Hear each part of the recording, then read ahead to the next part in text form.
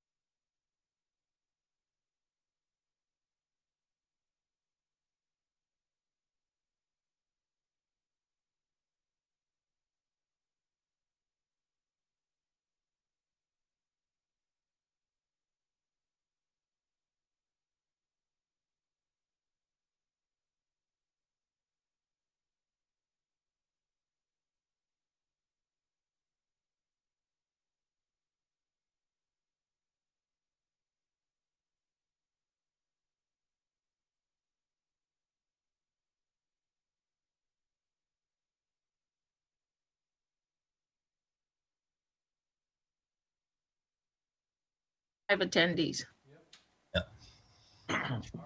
Oh, I see my mother's in the audience. I best be on me. Best be here. Good evening, ladies and gentlemen. Board of Selectmen's call January 21st, 2021 at 6 p.m. Excuse me. This is a virtual Board of Selectmen meeting. We are using the Zoom conferencing format. The webinar ID is 942-8387-7227. Tonight we'll be familiarizing the new draft of the short-term rental ordinance, and we will not be taking public comment tonight, this evening. But we appreciate everybody's feedback in the past and in the future. If you have anything after this meeting tonight, please go ahead and write us an email, or you can even call us, I guess. But excuse me. So I guess we'll go ahead and discuss the short-term rental ordinance provisions. Glory, did you want to start off with that? Sure. So I thought to begin with, Werner and I could run through the new draft because you only received it yesterday. And so we could talk about intent and administration. So I don't know if you want us to run through the whole thing first and then you can give us feedback and comment, or whether you want to do it as we go. Yeah, let's just do it as we go. That's what I'd like Okay to with do. you guys? Yeah. Yep. All right, so if we start off on page 1, under purpose, you'll see that the effective date has been redacted from here because the effective date has been added to a different section in the ordinance. Under applicability, what we have tried to do is clarify, and we talked to the town attorney about perhaps being redundant, but making it really clear who is going to be under the umbrella of the short-term rental regulation. So certainly, we discussed that it is legally existing residential dwelling units that are used for short-term rentals. And we talk about who is prohibited from short-term rentals that you can't rent, operate, or otherwise use for short-term rentals if you haven't got a license or if you are an accessory apartment. So that language we had under B before, people thought was confusing, so we were trying to clarify that. Do we have any comment on those two sections? No, I don't. I do. When, under item B, Mm-hmm. just so it, when I read it, it didn't, wasn't clear in my mind. But item B, the accommodations are an accessory apartment constructed or permitted after November 3rd, 2009, or a recreational vehicle, trailer, or tent. You know what I mean? When you, I know what you're saying. So you're thinking we need some prepositions in there or something? Yeah, just to say, you know, in addition, it covers recreational vehicle, trailer, or tent. And to That's be all. clear, when we're talking about a trailer, we're not talking about a mobile home. We're talking about a tow behind, correct, Warner? Yes, that's correct. Hey, Warner, while we're here, can somebody call me today and asked about the accessory apartments? And I told them that I wasn't 100% clear on it, but it was, to the best of my knowledge, that the date was in there because that's already somewhere in our ordinance. Is that correct? Can you elaborate on that? Sure.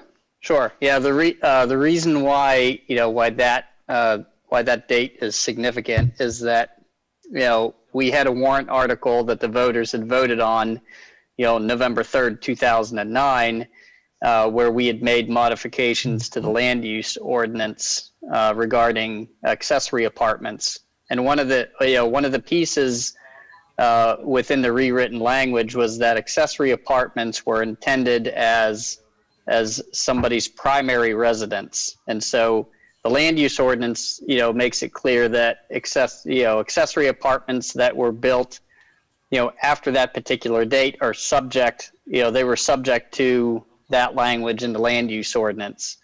And so hence those units are not eligible for short-term rental purposes. Thank you, Warner. So are we all good on that section? Sheila? I'm fine. So if we go now to section C, definitions. The first two definitions haven't changed. We did take out the family member definition because that is now taken care of under the transferability clause.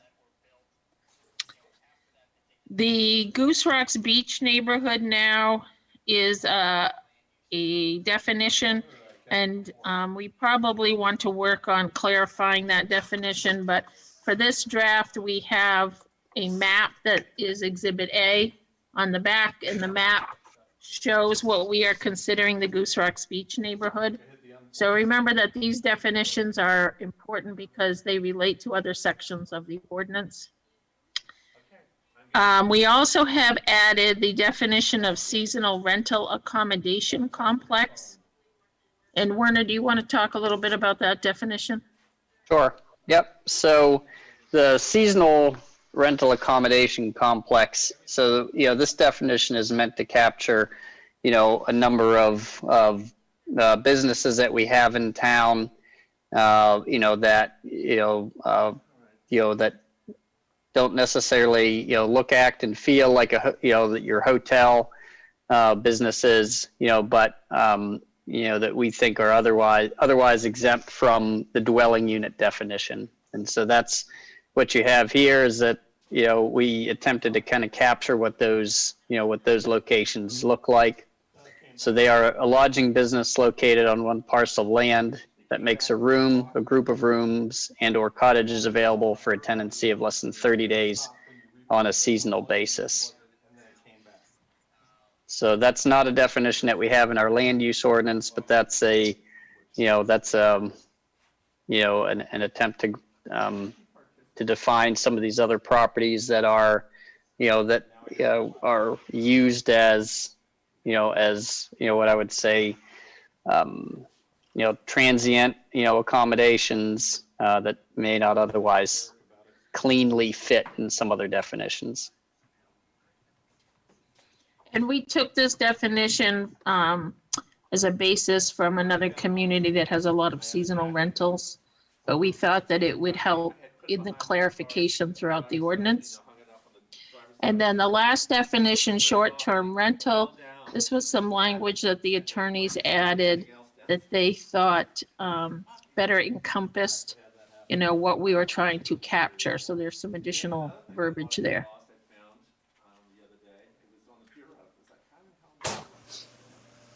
Any questions or thoughts about these definitions?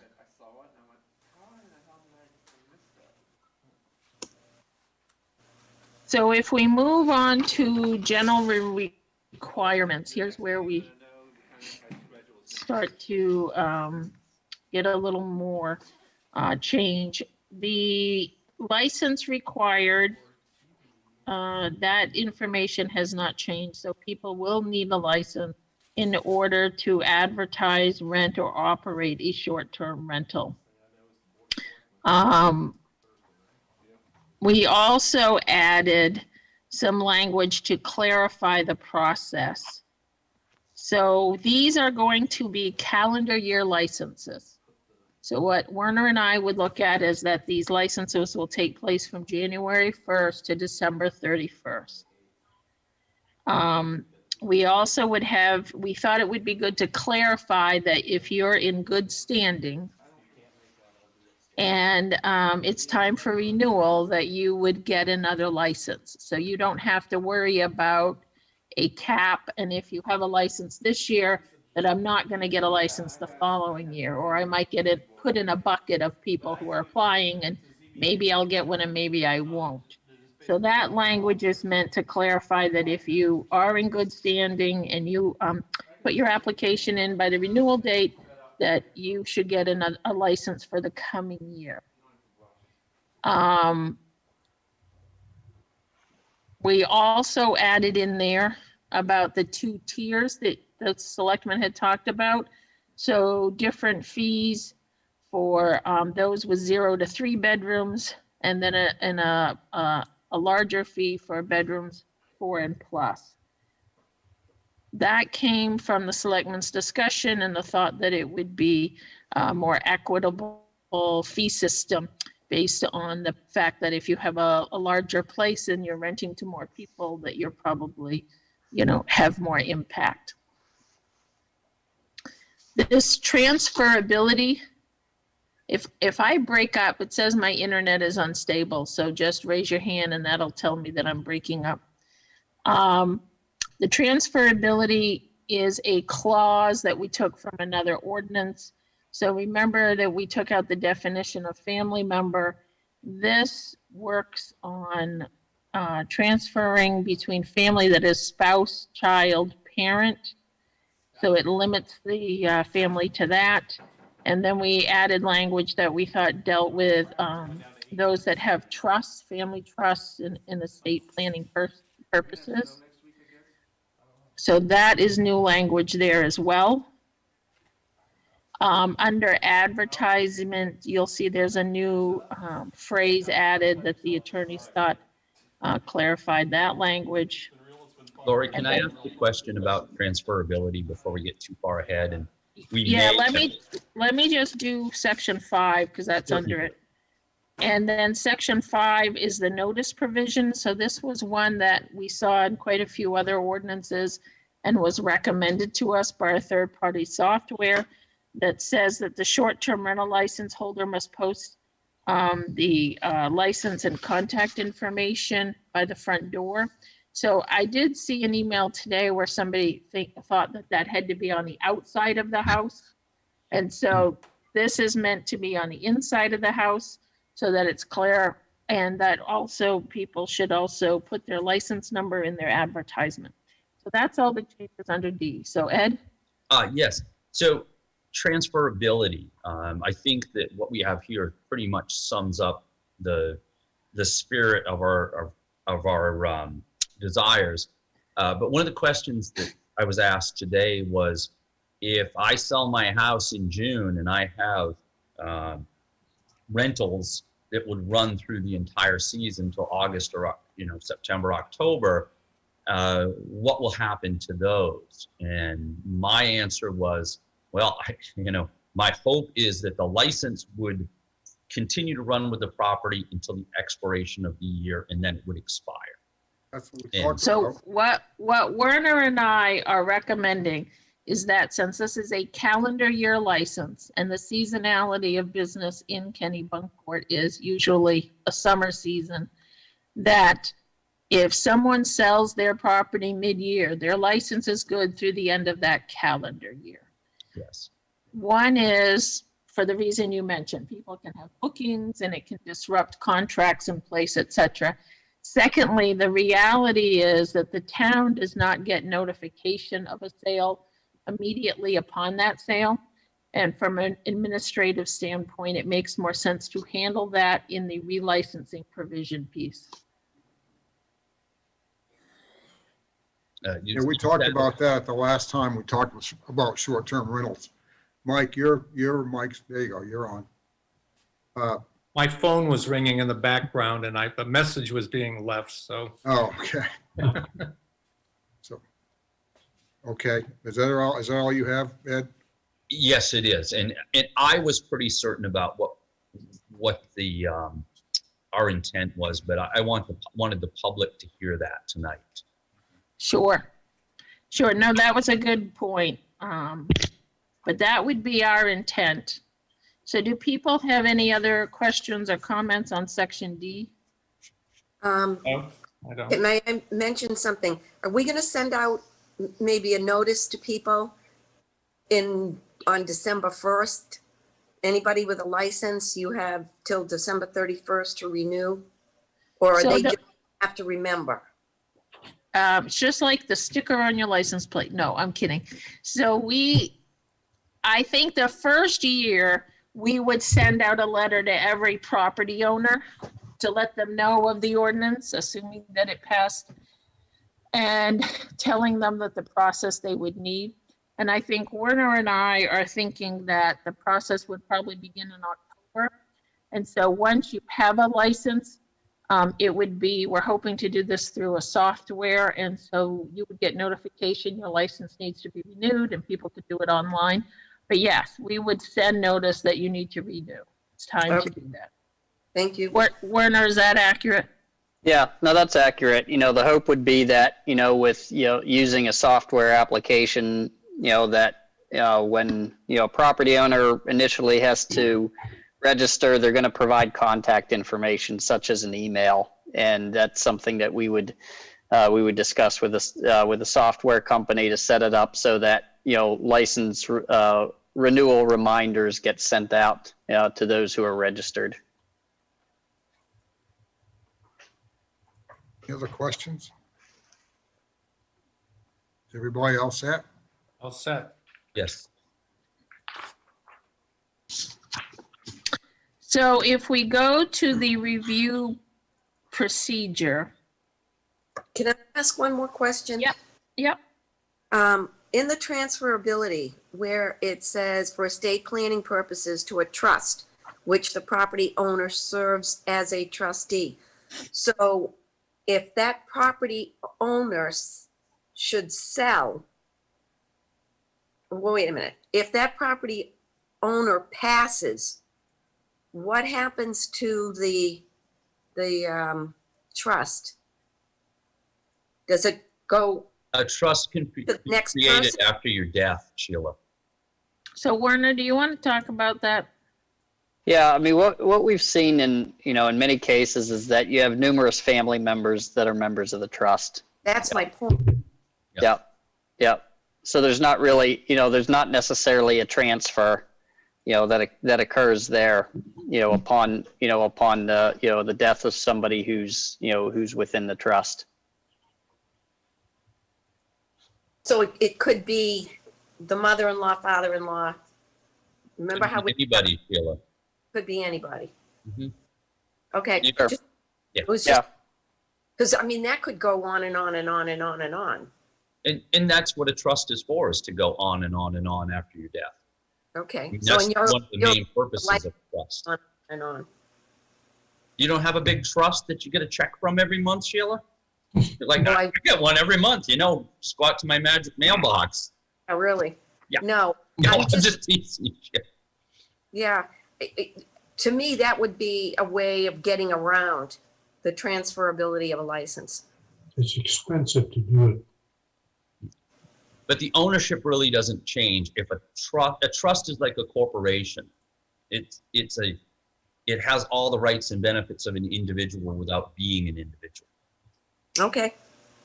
I have no problems with trusts. I can think of some properties here in town that have been rented through multiple generations, and they will fall outside of the Goose Rocks exemption. And I wouldn't want to see them lose their properties because they're far too big and must be very costly to maintain and to pay the taxes because we did not have, take these things into proper consideration. Okay. Anything else on this? No. Okay, So if we look at the review procedure, section E, one thing you will notice is there's been some renumbering. So item 2 is now included in another section, so that's why it's gone. And there is headings that the attorneys have put on each of these subsections. So E1, E2, to try and clarify what that paragraph deals with. So, yeah, under the issuance procedure, section 1, application submission completeness, we changed some of that language because it appeared to Werner and I to be language that was dealing with an old paper system. And since this is going to be an electronic system for 99% of the people, we are trying to make it so that it's more friendly to that, digital format. Clarifying that it is the upcoming calendar year. So you would hopefully get your license registration done in the fall, and it would begin on January 1. So beyond those section title changes and a few word changes, the big one is section 5. Can I go back? Yep. I thought, it says following the inspection, except as provided, the code enforcement officer or his or her designee has inspected the proposed short-term rental property for compliance before the issuing a license. I thought what we were going to do initially was have self-compliance. And so somebody's made a decision that the code enforcement officer can do this. Are we including that as his or her designee? Yeah, we had talked about that, Mike, and We actually wrote it up. I Yeah, actually I wrote think it up. Mike's right. We did. yeah, no, listen, let me finish my sentences, please. So It's yes, the delay, it's the I lag. am agreeing with, were you what? It's the lag. It's the lag. That's the lag here. I'm agreeing with you. Yes, we did talk about that. And I was looking because in another piece of the ordinance, it does talk about that self-certification. And so maybe that language didn't catch up with it. So the thought process that we had talked with Amy Chow about at one point was doing an inspection, once every so many years, so that we don't have to do them all at once, and we should have people self-certify. So I think that is a good point. Werner, do you have any other thoughts on that? Yeah, no, I agree. I think that, that was the intent, that there, that it wasn't the expectation that within that first year, for instance, if we had, 300 properties to look at, that, we wouldn't be attempting to, within a short span period of time, trying to inspect all of those initially. So, yeah, so I do think that, I don't know that language didn't necessarily get captured here. So that'll be a piece to rework. Yeah, that put a huge strain on you guys. Absolutely. Yeah, do you guys have any particular thoughts about how often you want the CEO to certify? What time period? Werner and I thrown out every 2 years, 5 years, I don't know. 5 years is, if you have your smokes and your carbon monoxide and you meet code, and as Warner said, many of these homes have been renovated anyways and have already been through the code process and inspections. I'm good with 5 years. I mean, if they're hardwired, they're not going to come out. I mean, especially if they don't have any problems in between any code violations or anything. I think that 5 years would be fine. Well, can't you also, when they come in every year and apply for a renewal of a license, they sign at the bottom that they are certifying that X, Y, and Z are in place and functioning as required by the ordinance. So you get them already thinking about what they've got to keep track of. And so it shouldn't be a problem whenever you inspect, whether it's 3 years or 5 years, whatever. My thought was that once everybody's self-certified, and we trust people to do that, then on some type of way to decide how many we should inspect each year. You can't do everyone every year. So let's just say the first year you pick out X number based on some kind of logic, and you site review those at random. And then you, over the 5-year period, you pick up everybody. I know it's not necessarily fair to the people who are not getting seen in the first year, and then some are get in the 5th year. But I think that trying to do everybody in a year is just not going to happen. You may get some people calling you for an inspection just to make sure they are in compliance. Well, that may be. Right. That may be. I'm just saying that there ought to be some way that we can, when we were doing auditing and stuff like that, we had ways of verifying different things to give you a confidence level, et cetera, and then you just plan it over whatever period of time we select that you hit every residence. That's all. And another thing we had talked about at one time was inspecting everybody within a time period for your first license. And then the only reason we would go back is if you had modifications or it sold, or there was an issue or, a complaint. So, I mean, there's 2 different options. There's one, we could be on a rotating schedule and every 5 years you get inspected. And the other is we inspect you once and only come back if something changes. So let me ask you this question. So if we go with what Mike has suggested, we can go back, say a year or 2 later, if we don't think it's working right, and we could go ahead and change it without bringing it forward to have an ordinance change. Is that something that we could do on the smaller problems? Yeah, absolutely. Yeah. And I don't know what input Werner has, since he'd be the inspecting person. Yeah, I think that, if we are, if we're able, to do the, that initial inspection, within that 2-year time frame, and then only if there's if there's some substantial change to the property, then we're going to be out there anyways, just as a practical matter. If there's a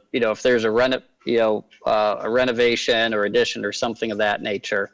And so, we would look to, consolidate those types of inspections. And, for example, a final inspection on a significant reno would also qualify then as as an inspection for the short-term rental license if that property had the license. So, I think that's something that, again, I say it without knowing what the numbers are. So I'll say that, just kind of qualifying that I think that initial within 2 years, is something that is certainly is manageable. Given that we don't have, 800 properties, which is highly, which isn't the case. We know that much. But I think that 2-year time frame, we can incorporate all those. Okay. Any more? So- Well, we need to redo that language. But Yep. what's your preference on the inspections in terms of time frame? That initial inspection within 2 years. I'm asking the selectmen. Well, I think that It's we may have, all workloads all on Werner. yeah, I would like to go more than 2 years, Warner, because I don't want to see your office overburdened. If we do come up with more, especially where Goose Rocks isn't going to be part of the cap, then we could have people who, for whatever reason, decide they all of a sudden who never have want to get their license, either whether they think that somewhere down the line it may go away, or they decide, hey, short-term rental is a great idea because look at all the kerfuffle that the selectmen went through. So people are obviously doing this and successful at it. So I want to get in on it. So I don't think we're going to know. So I think if we either put language in that says the Board of Selectmen will make that decision at the end of the first year, or we extend it out 3-4 years, I think that will make your life a lot easier, Warner. Yeah, I don't have a. I'm not going to argue with more time. Because I think people are honest. I really do. I think if we ask them, as Mike adroitly suggested, self-certification, if they do lie, and I don't think that people will, I want to give them the benefit of the doubt, then, that's a revocation of their license. That's grounds to remove their license. So I think people will be very honest about this. Well, I don't have a problem with 5 years if they don't get any citations or. Especially in the beginning. So, Okay, we've got that written down. So then under section 5, we are calling this section transitional provisions for licensing of pre-existing short-term rentals. This section was put in because it was originally in another section to talk about people who are currently licensing and what happens to them. And you have discussed that anybody who's currently licensing will have the opportunity to license to short-term rental in the future. But the thing is, once we put the licensing in place, this paragraph isn't really important going forward. It's only for that beginning piece when we start. So that's why it's called transitional provisions. So what this says is that you would have to get a license, but you can submit an application and you must contain an affidavit or sworn statement by the owner along with documented evidence certifying that the premises were previously used for short-term rental use by one or more tenants for a period of less than 30 consecutive days for at least 14 total days in a calendar year in 2019, 20, or 21. So there's a lot to unpack there.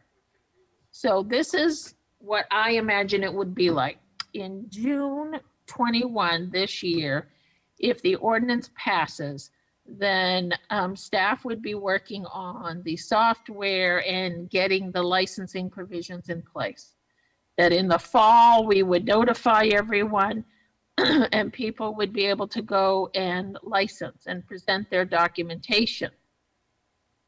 So we had talked about the year 2019 as being a normal year, and 20 being a COVID year, and 21 being a who knows what year.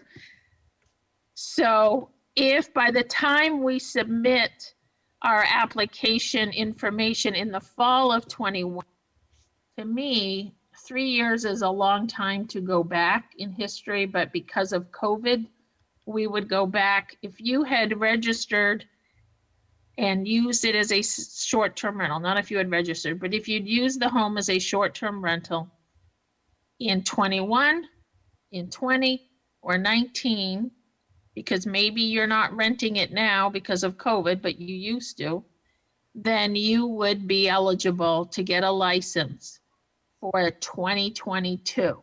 So January 1st, 2022 is the first date that you would need a license for. We would do that in the fall, and by January 1st, 2022, the goal would be you would have your license. We also say that you needed to rent it for at least 14 days in a calendar year.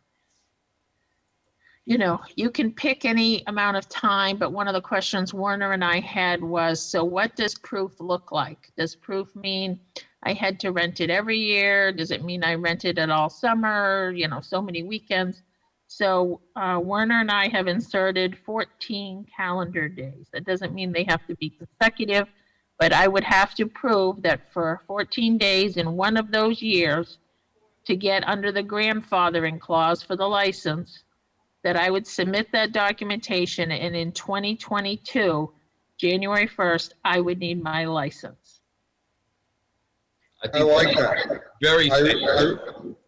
You know, What's there, that, Ed? I said, I think that's very fair. There are people. I think it is. around that Excellent.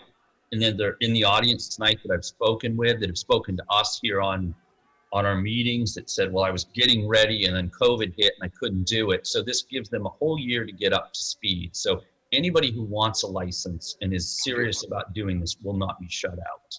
And I don't think that we need to have any extra licenses put to one side since we're doing this through 21. I don't think we need any extra, like, you know, for people that got in too late. I think that this does take care of it. So the rest of the section just deals with the town clerk processing that information and having sufficient evidence, and then they would issue a license for that premise without the need for a prior inspection. So that's where we talk about you don't need a prior inspection to get the license, then we will come inspect. So you're right, Mike, we got to clarify that in all portions of the ordinance. And then we would issue that. The other thing I want to bring up is from an administrative standpoint, you have all discussed that we would set this cap in the future, and the cap would include everybody who is currently under the umbrella of I have short-term rented in 2019 or 21, 19, 20, 21. And we would like a few more. So a few more licenses, new licenses. Until we know how many licenses that we're giving out, it's really hard for us to administer that. And so I am suggesting that everybody has the opportunity to rent and provide evidence in 21. And we go through the licensing provisions in the fall of 21, January 1st, 22, you have all your licenses. We should know at that point how many short-term rentals we have. During the year of 2022, we make sure we have captured everyone. And then you set that formula to make sure that everybody under the umbrella continues to have a license, so we have the right number. And that if you want to have some additional new licenses, those get included in that formula. And that would take place for January 1st, 2023.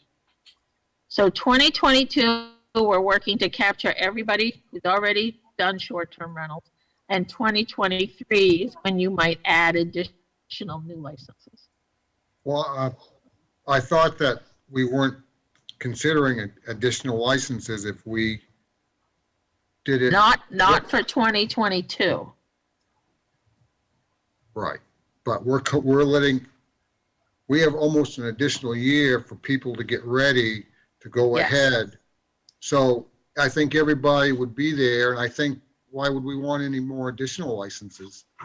Exactly. Since I'm- Because I just bought a house and I want a short-term rent, and I couldn't have been in the past. I can't show evidence because I just bought my house. But they could go on a waiting list and like Right. anybody else. Yeah, I So think that's this, proper. this is up to the Board of Selectmen. Mhm. You- What's it's- proper, Mike? I believe it's proper to that, you can't, we're not trying to, we said in the beginning, we were gonna set a cap. And that we need to, first of all, establish what that cap will be.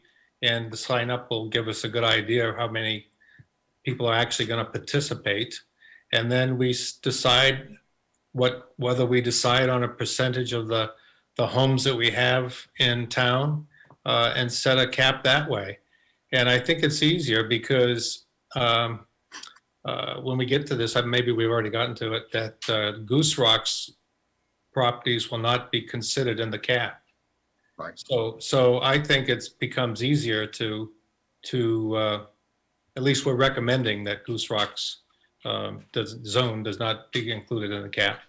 And I think it'd be easier. And, we're not, the intent, I just want to reiterate that the intent was to always has been to let the people who are currently in the rental, short-term rental, get a license. Correct. Okay?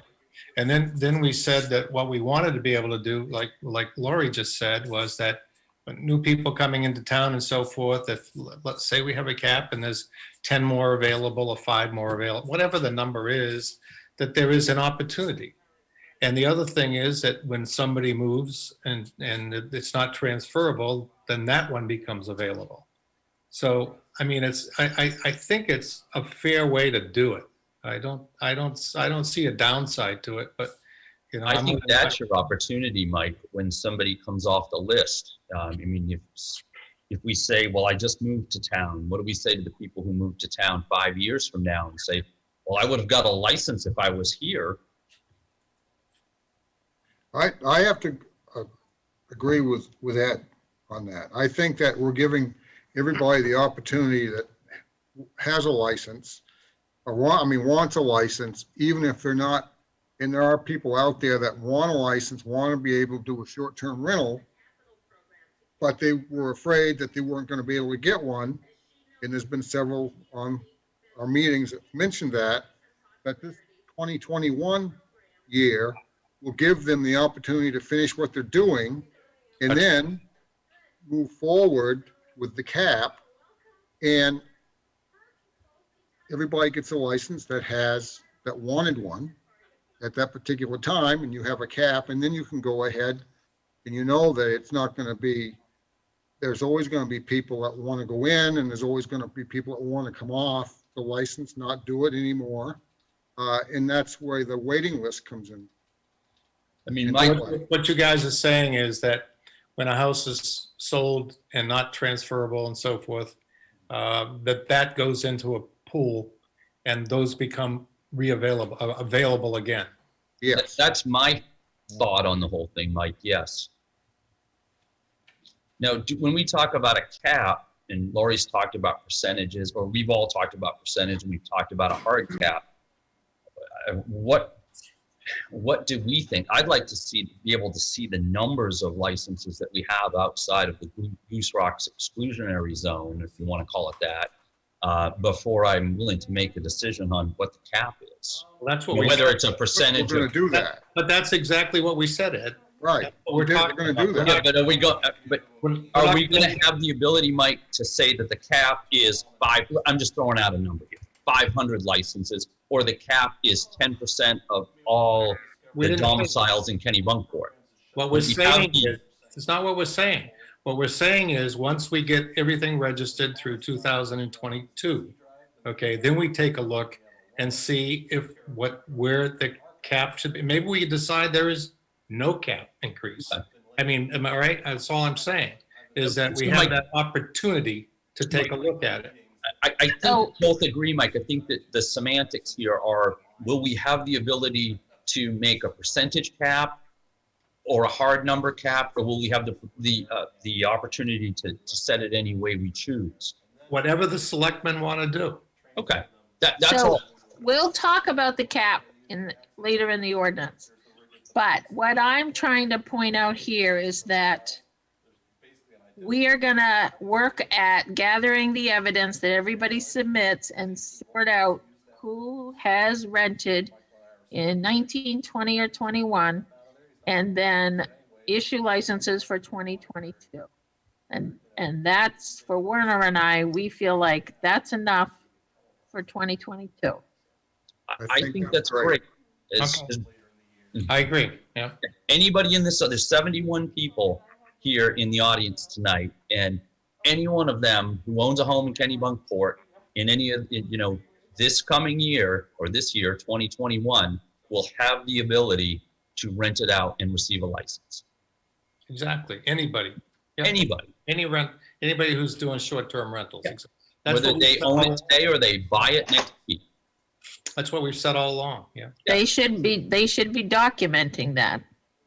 Correct. Absolutely. that Well, they just can get a provide it. retail certificate, and anybody who rents through a third party, like using, just for instance, Maritime Realty, et cetera, or Kennebunk Beach, or any of those, they will have documentation that the owner of the property will be able to provide to us. And believe me, having been through short-term rentals myself, there's plenty of paperwork you can bring forward. Okay, so I'm gonna move on past this section. All right. So F, submission requirements, nothing changed there. Does anybody have any comment there? No. So G, these are the standards that we've talked about. So if you want to ask Werner, he can give you more feedback on these. These are smoke alarms, carbon monoxide alarms, portable fire extinguishers, a building evacuation plan, and making sure that your sanitary waste disposal system will meet the home and the tenants that you have stated, as well as the parking, that you need to supply on-site parking that meets those requirements. And then we've had the good neighbor guidelines. So that is all the same, was in the original. We didn't change anything there. 7, the limit on rental intensity. We didn't change this, but we tried to clarify this. The attorneys were concerned that it was confusing. So we've added this language along with an example to show how you get to your total number of tenants, to try and clarify that. Okay. It's clear. So G is good. Does anybody need anything else on G? No. So H is the suspension and revocation of the license. So this again has not changed. The only thing we changed was under subsection 3. It said permit and it now says license. But that whole section did not change. Any comment on that? I'm good. Everybody else? I'm good. yeah. Good. So here's where we get to the good stuff.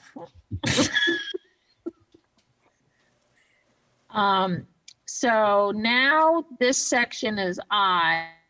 So I used to be additional regulations, and that has now been moved to J. So it's still in the ordinance. It just got bumped to the end. So I now is called limitations on annual licenses. So here's where we describe that. So it says that the selectmen will set the total number of annual licenses that will go into effect on January 1st, 2023. So again, if you think about, this is 21, we're going to take the information in the fall, give everybody who qualifies a license for 2022. So in 2022, we learn everybody who is under the umbrella of short-term rental.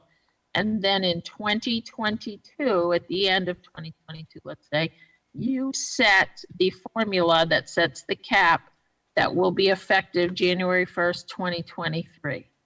The So do goal you would, want- I'm sorry. the goal would be to capture everybody who we've documented in 2022. You could add additional, or you could keep it at that cap number.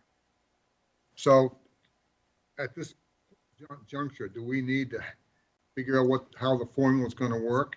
Well, On the that's the output? that's the next section. But So Laurie, what we have said Laurie, in the formula, I've got a question. what? I've got a question. Yes. So I've been looking for it, but it doesn't seem to be anywhere so far. If someone who has a license does not use it in the year that they've got a license, does it get suspended going forward? In other words, if they get a license for 23 and don't rent the entire year, for whatever reason, and they get to the end of the year, So there's nothing in this ordinance that makes you document that going forward. so they're If you- automatically renewed even though they haven't? rented? Well, I would say you have to apply and you have to provide your insurance and you have to be in good standing, but we don't have anything in the ordinance that makes you say that, and then I also show you documentation I rented that year. Once you have a license, you can keep that license as long as you keep renewing. That's the way the ordinance is written right now, right, Werner? That's correct. I think that's a good way to do it too, because, you know, you never know. Somebody during the year could become ill, and they've got to use it themselves instead of renting and so forth, and, you know. Could have COVID. So yeah, whatever it is, and like COVID. And I think you can't go and say you haven't rented, therefore you can't, your license is invalid. I think that would be And we're gonna have a fee structure. I mean, I don't envision that the fees will be astronomical or even all that high, but, you know, it's not like somebody can just, you know, just keep the license for pittance every year. You know, they'll have to pay their fees. I agree with you, Mike. Yeah, I brought this up Go ahead, earlier. Sheila. It's hard. I think it's hard. If you've got a wait list for people who want a license, and then you have some who are just sitting on their license, that doesn't sound fair to me.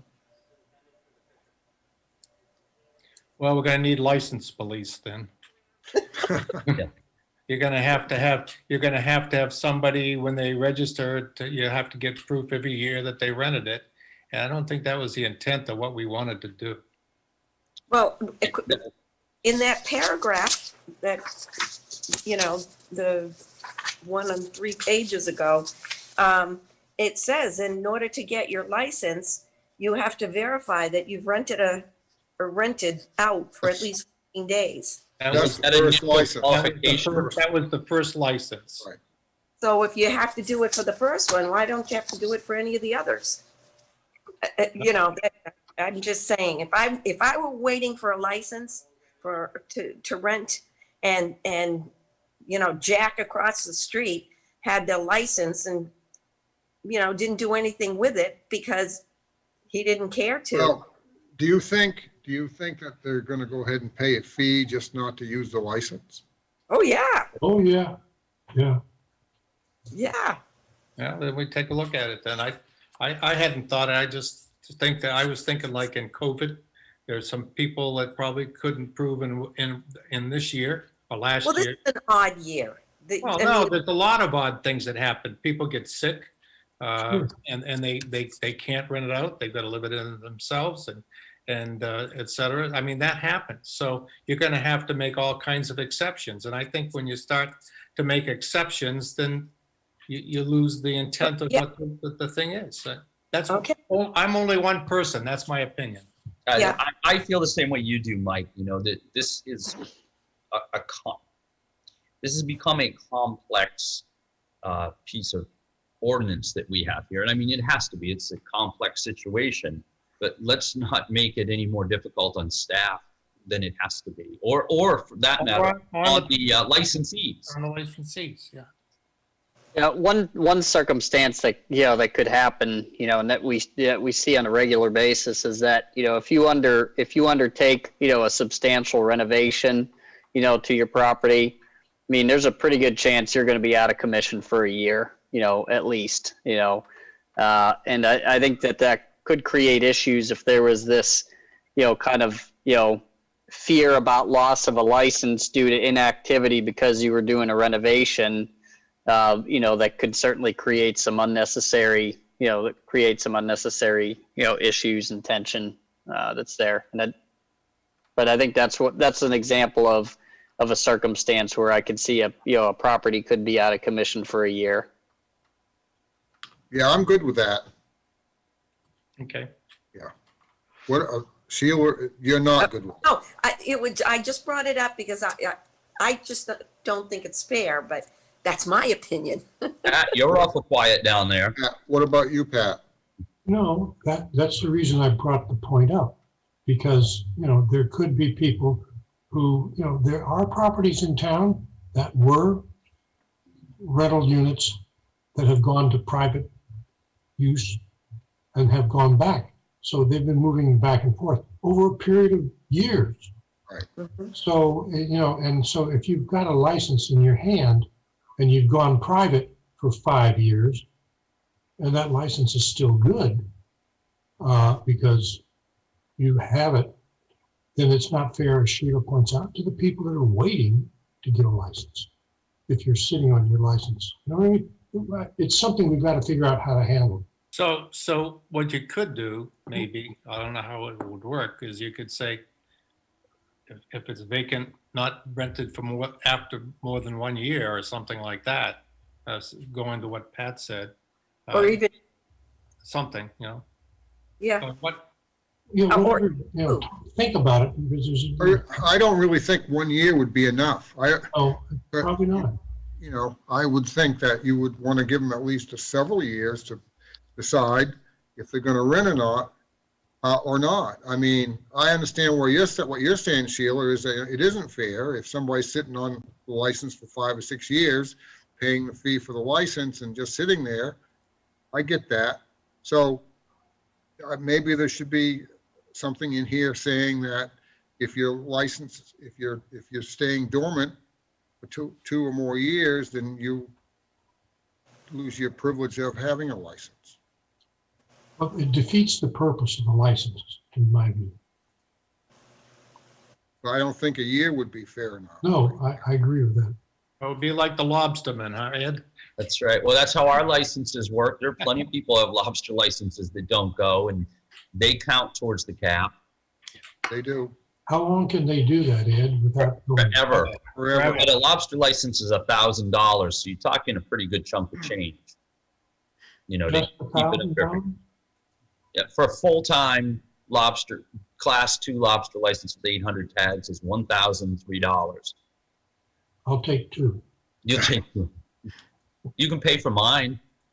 So do you guys want to add some language to this before we move on, or or what? Let's let Laurie and Warner think about it. How you can equitably, realistically set this up. And I think we're we not- should think, about it. I don't think Lori and Werner Yeah. are the right people. I Okay. think we think about it. Well, is there a legal aspect? I mean, the review process is important. Well, it's important to us too. But there will be people coming off the list because of home sales and the non-transferability of the licenses themselves outside of Goose Rocks. Yeah. So, and in order to qualify for a license, as we've said repeatedly, anybody can qualify for a license so long as they can prove they rented their property, including this year. So that means that anybody who doesn't qualify, that's their own fault, and nobody but their own fault at this point if they own a house in town. So it's not like, if they are qualified the first time, they obviously rented it out at some point. So people aren't, can't just go in and say, oh, I want a license because they're available. They have to prove that they rented their property for 14 days. Does that mean that they won't go do it? No, but there are some, again, and I keep bringing this up, but I have quite a bit of experience with short-term rentals personally and handling one for a friend of mine in Kennebunk. There's a lot that goes into renting your house out. You're going to rent it out. You want to rent it out for more than 2 weeks because it's a disruption. And there's a lot of these little things you have to have in your home that you wouldn't have to if you lived there. Right. Well, there's got to be, feel there's got to be some provision for somebody that does get sick or renovations or whatever. A year is not really long enough. True. It really isn't. Well, just think about it. Look I don't know if That, Sheila? Yeah, I don't know if this is the time to bring this up, but one of the reasons we started this in the first place was the fear of somebody coming in, buying up multiple homes and just renting them out. They have no desire to live here. That, they don't live in any of the properties that they have. Is to me, that's where I find the problem. I find that's where we think our prices are going up because people are coming in and buying up the properties to use them as businesses as opposed to personal properties. I don't know if there's anything we can do about that. I don't think so legally. I don't think. No, and some of these rentals clearly are exactly that. But we've also seen a lot of letters where, this is a means for people to hold on. And in a conversation that I had with somebody today, Right. a very long conversation, Ed, I'm not even talking about individuals. I'm talking about, well, if very- they're going to do it, Sheila, they better get on it because they've only got another 10 months or 11 months to do it. Because after that, they're going to have to go on the list. well, I guess I mentioned it because is there a way of us to nipping it in the bud? No, I don't, not unless we say you had to rent last year and we've already crossed that bridge. Okay, so is there something you want to do with the time frame on this for the licenses now, or do you want to talk about it later, or what? Well, more than 1 Well- year, obviously. what do you mean time frame? Time frame for the licenses, say if you decide that you don't want to rent short-term for 1 year because of whatever, sickness or whatever, they just don't feel like doing it. Do you want it to, at 1 year, or do you want, 1 year to me is not long enough. I would just as soon keep it open-ended like we were going to, but What do you mean, Alan? I lost you. open-ended meaning, if you want to keep your license for 5 years and you pay your fee, well, that's the way it is. People can get on a short term on the list. It will be a turnover, but Well, and of course, it's going to depend on our wait list too. On a cap, whether we might not even need a cap at this point. If we're taking Goose Rocks Beach out of it, Well, we need a cap. we need maybe a we cap. won't. Yes. We do definitely need a cap. Yeah. We I need mean, the very mission statement of this is to preserve residential neighborhoods so that they don't become all short-term rental. throughout the town, Correct. And I think, because what, no, go ahead, Alan. I've my said- feeling about that is, Goose Rocks Beach is a different area now. It's all mostly rentals, and there are quite a few homes, but it's a lot of short-term rentals there. And it has And been for a long time. And I just don't want to see it spread out through the whole community, which it already started to. So that's Okay, why so I let's- want a cap. We're back to inactivity, right? I thought that's where we were. Yeah. That's where we were. Yeah. Yeah, let's So, get back to that. yeah, let's get back to it and finish that one. All right. I'm fine with letting people hold on to their license as long as they want to hold on to it. They pay the fee, they do what they're asked, and I'm oppose that. I wouldn't oppose that. I just thought, I just wanted to make my idea or throw my idea out. yours is a very valid opinion, Sheila. It absolutely is. But I And- believe that And we'll- it doesn't mean that in the future, we can't make some changes either. We'll see how this That's goes. correct. yes, That's correct. We will know a lot more after our first year and we receive the applications and issue licenses. We'll have a much better idea of where the rentals actually are, you know, especially outside of the Goose Rocks area. Okay. I think we got a Okay. pretty good idea now, so. I think we're all So- set. We're ready to move on to formula. Yes. Yeah. So what the formula section under I says is that the total number of licenses will be set by the selectmen each calendar year. And it says right now, according to a formula based in part upon a percentage of the total number of residential dwelling units in the town of Kennebunkport. So would our lawyer say that gives us the authority to just simply make a hard cap in the sense that we issued 550 licenses this year and we say, well, that's 10% of the, more than 10%, then we have to issue it at that, or do we have to stick with a percentage?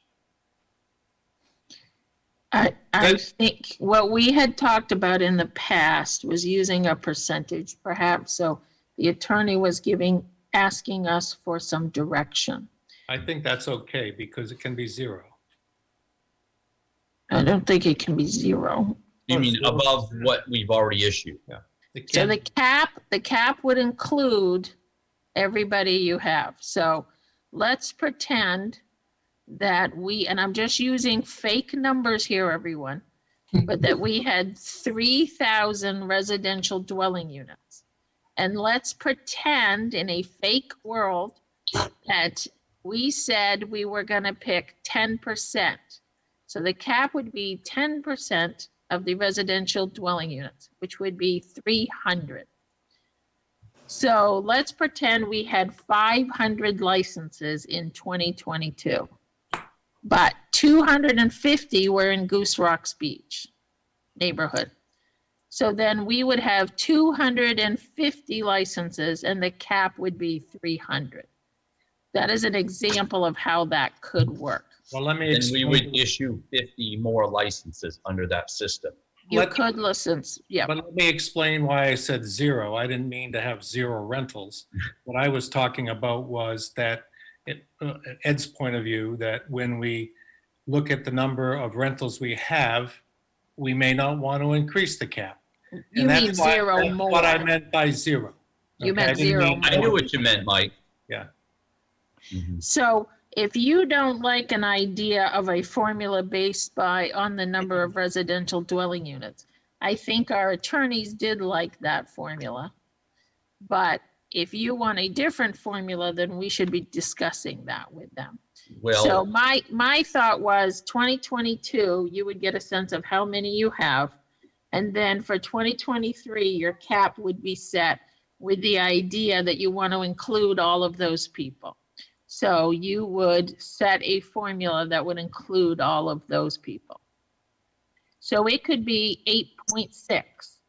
It could be 5. It could be 12, it could be any number, but that's the idea, is that the thought process also, and I'll let Werner talk about it, is that if the town grows in the terms of residential dwelling units, then that cap could grow with it. So that's a number we can reproduce fairly easily.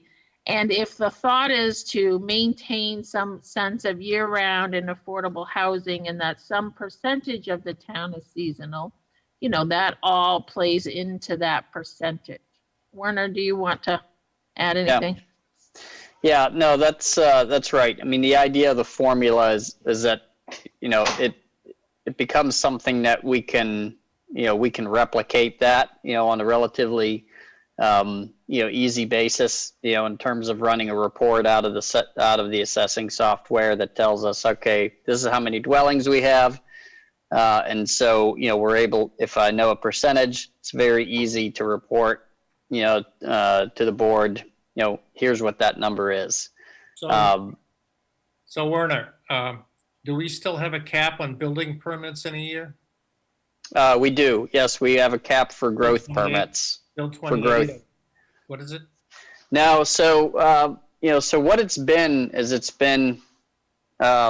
40, is what it's historically, been over the past couple of years, Okay. but 40 is the bottom number. That number could grow because it's, and I'm going to go off of memory here, it's 125% of the average of the past 10 years, so it allows for, growth, but we did set a bottom number of 40, and so the reality of it is that, we haven't hit, we haven't hit 40 in, a good number of years, we just haven't. So the You know- percentage then, the percentage would then add, and everybody would apply to, the impact would be on the number of new houses when you apply the percent. That's right. So, for example, if you're using Lori's example, you have 3,000 in 1 year, and you have a set percentage, then, say we have, 30 new houses. So then for the next year, you've got, 3,030. And then if you have a fixed percentage, then you have some incremental growth in the number of, additional licenses that are available. Or That doesn't work. And the Or- reason it doesn't work, because if you're going to take it works if you're going to take a percent, you're going to take some kind of percent of the increment. But if we're saying that when the people that sign up through 2022, that becomes the base, then, and then somebody decides that that's as many as we want this year, okay? And then the next year, you don't want to go and say, on a percentage basis, keep this in the, if you go and say, okay, let's say 3,000 people, and I don't even know what the number would be, but 3,000 people, 3,000 houses at X percent may end up being something much greater than the people who have actually got licenses. But you wouldn't set that percentage until you know what that other number is. I agree, but Okay. you're gonna set a base number. And so you can't go, it's like, you can't go and add, you can take the 50, let's say 50 houses, you can apply the percent of that or something like that each year, but you can't go back and reapply the percentage to, you can't do it. That says you're gonna keep the number the same along the way. You're saying you're not going to keep the number the same in 2023 as the number of people that signed up. And what we had a discussion on was, how do we set that first cap? So if you're saying that we're going to set the first cap based upon that percentage, then it works. But if we're not, we're going to say it's a number, a small percentage or something like that, then it's not going to work. So let me ask you what your intent is with the cap. Well, I thought we had this discussion a little while ago, that we said that the numbers will be there in 2023, and that people who sell their houses would fall off, and then that would go into the pool. And then and we can also set a cap on the new houses that come in, or we can set a number on the first time. I mean, but to go helter skelter and add 10% or whatever, I don't know. I don't think that's the way to do it. You're talking a small percentage because you got 3,000 houses. If you're talking 1%, you're talking 30. You're talking at 1%. 10% is 300, 1% would be 30. So you're talking of adding a cap of 30 houses. So I think when you think it through, think it out, it may be that you can't do a percentage. Anybody? I What- mean, if my logic is wrong, shoot me. No, I hear you, Mike. And the hard part is, how do we set it? Because, 10% sounds, let's just say in Laurie's make-believe world that we were in a little while ago, sounds great. 300 licenses. But what if we find out we have 700? Do we set it at 300 and then wait for 400 people to fall off the list before we give out any new licenses? And I thought we've already discussed this and said for the first year, we're not going to set any caps Exactly. percentages. Let's see what we have for licenses and then go on. And then we'll see what we have to do.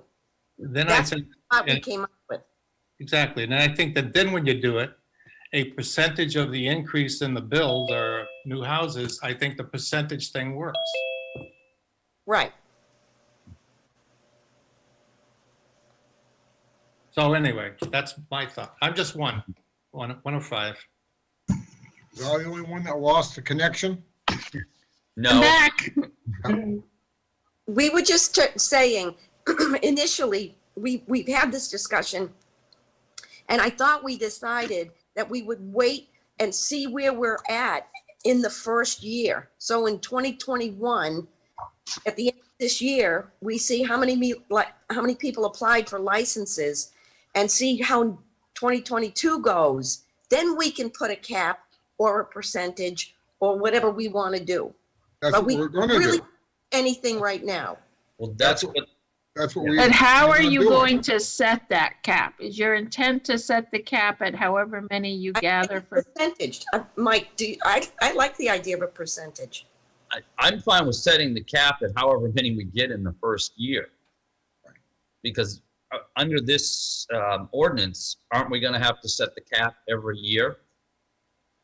Well, that's what it says right now, is that you would set the cap annually. Well, it'd be a lot easier if we just had a number at the end, when everybody, at the end of that year, if there's 500 or 310 or whatever, that would be the cap. And that, Well, we could always set it as a percentage, whatever. So I'm gonna give you some feedback.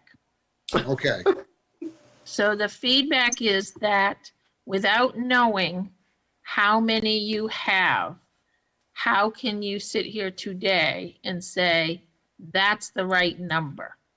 However, license is the right number. So I'm trying to set up a scenario where when you have that data, and you understand how many you have, that you can set the formula when you are more knowledgeable about the impact in the community. But I need to tie it to something. so, but when you get the last hurrah, the last person signing up for a license, you will know how many people will have a license, and why would that not be the cap? Why, so if it's No, no. 550 people sign up for the cap at the end of the term, at the time. But the why only would that problem not be is, the number? what if it's 200? Okay, 200. 200 licenses. Is 200 and is the perfect number? Can we do a transitional provision again and just say, based on the number of licenses in 2022, we will then look at it to see if we need a cap or something to that effect. Just set the cap.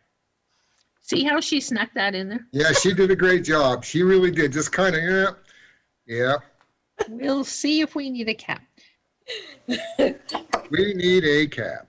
Forever the optimist. If we don't have a cap, Sheila, as I said before, this whole exercise is just, And I'm not arguing with you. I know. I understand.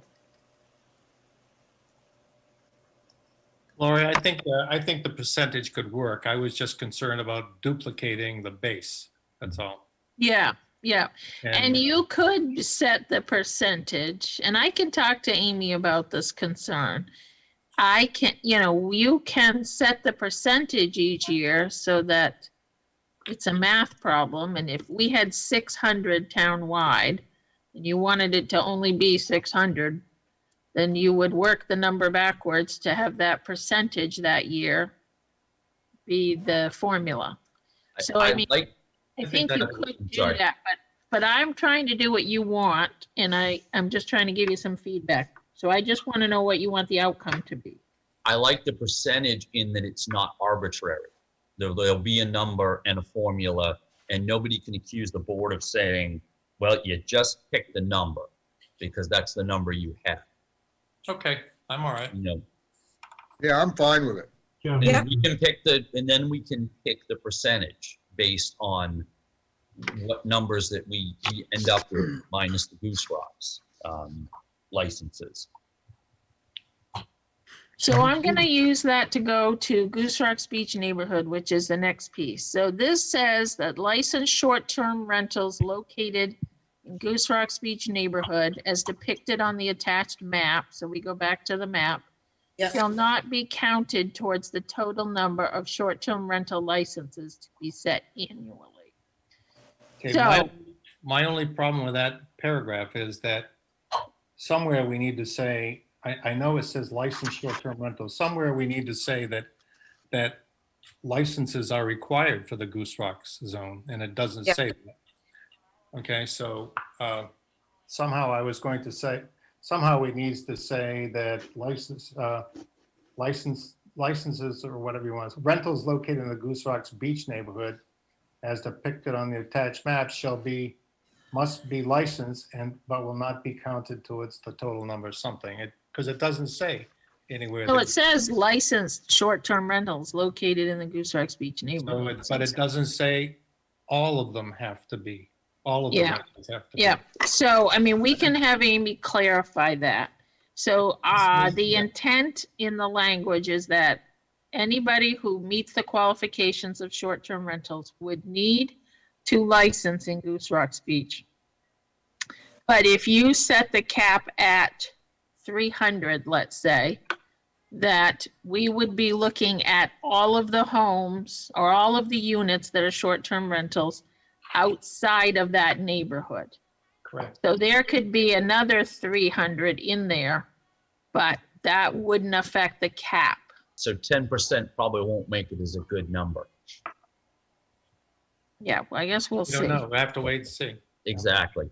One of the things that was brought up to me today, and I think this language is good, but their concern was that it doesn't say, and they use the word transferability, but since there's no limit to transferability, when a property sold, somebody would get a new license, not a transferred license. They'd get a new number.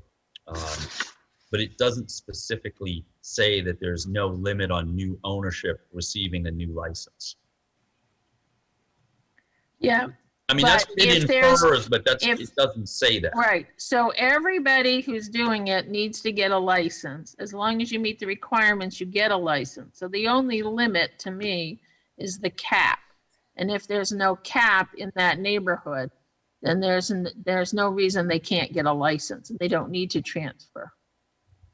Okay, well, I said I would bring it up, and that, I mean, does that make sense? That's how I'm reading it. hey, it all makes Oh, I see it. perfect sense to me, but it's easy for me to say that because we're sitting here as the Board of Selectmen.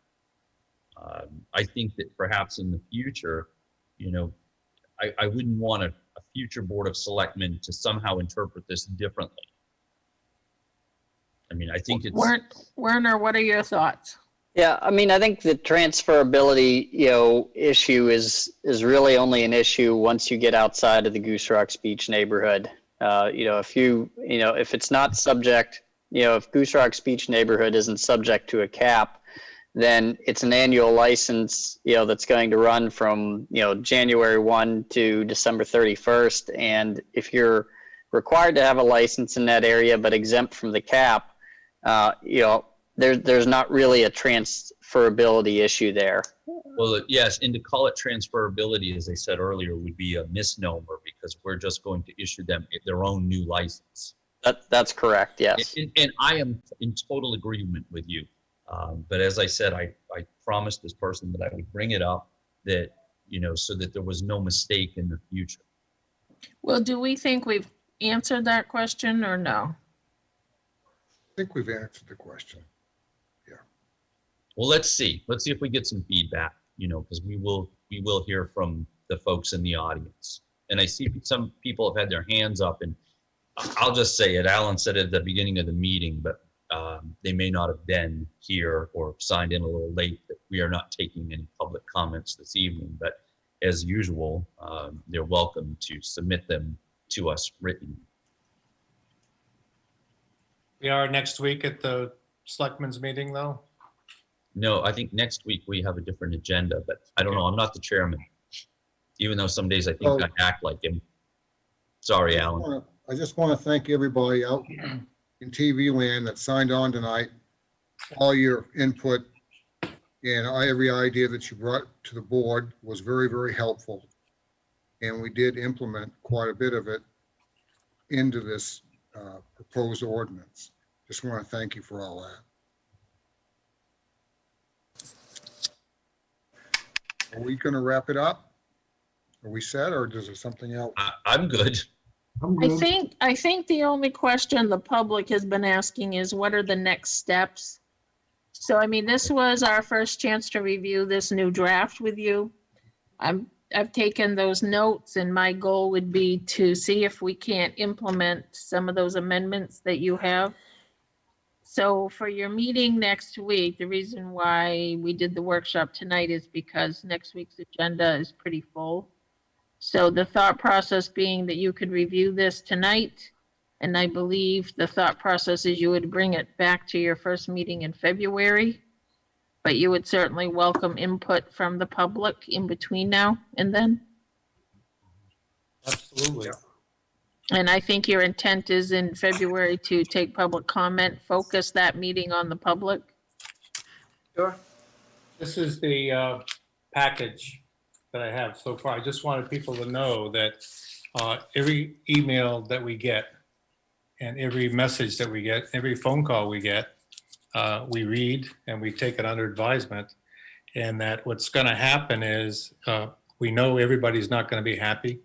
We know some people will be happy, but it's the nature of the ordinance. So, in any ordinance. So, but you need to be assured that we have heard everybody. We have discussed most of them, if not all of them, because there's a lot of them that are very, very similar, but we Yeah. still read them. And if you've got more, happy to listen. I think that we've all been very, very, very fair trying to implement some of these ideas they had into this proposed ordinance. And we've all tried very, very hard to make it work for everybody. So I'm going to go on to other business. Is there any other business? No? Not from here. No, Laurie, do you have anything? No? Then how about a motion to adjourn? So moved. second. I have a first and a second. I'm going to take a roll call. Mike, Yep. Yes. Sheila, Aye. Pat, Aye. Ed, Aye. Alan says aye. Motion carries, and thank you guys very much. And I'm glad that how many people signed in tonight? There was over 80 people at one time. Good, that's good. So I'm sure we'll hear from them, and hopefully, we'll get some more constructive comments. We will. I'm sure. Good night, everyone. Good night. Thank you all.